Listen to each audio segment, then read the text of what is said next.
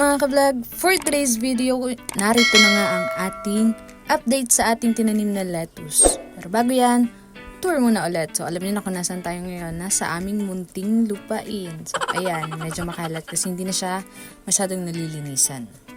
Pero sa kabilang side niyan, nakakalinis lang today actually. So ayan, ito sa kabilang side naman to ng aming lupa. So ito ulit yung apple. Gusto-gusto ko talaga itong tinitingnan kapag pumupunta ka dito.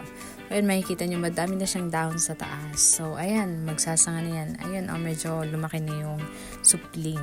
Hindi ko alam kung bakit nilalanggam, pero I'm not sure kung safe ba yung mga langgam or hindi. So kung alam nyo mga ka-vlog, paki-comment kung safe yan or ano ang dapat gawin kung hindi naman yan safe. So ngayon, ito na yung update sa ating tinanim na lettuce. And sad to say, after 6 days or 7 days, wala pa ding tumutubo.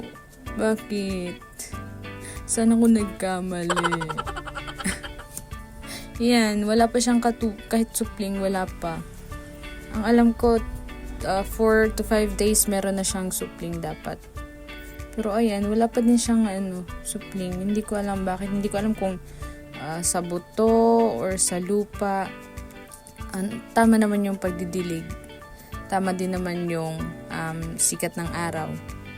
Ito, kahit dito sa lupa na pinagpatubuan ko sana, wala din kahit isa.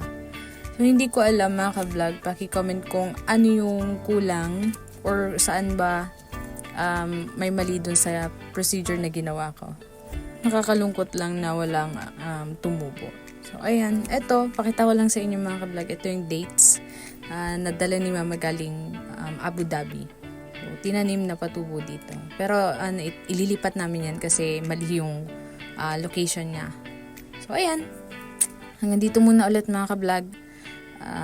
Subukan ko ulit magtanim sa susunod. Pero aalamin ko muna kung saan nagkamali dun sa ginawa ko para sa susunod makapagpatubo na tayo. Hanggang dyan muna ulit mga ka-vlog. Thank you for watching and please subscribe to my channel sa mga hindi pa nakapag-subscribe. Thank you. Bye-bye!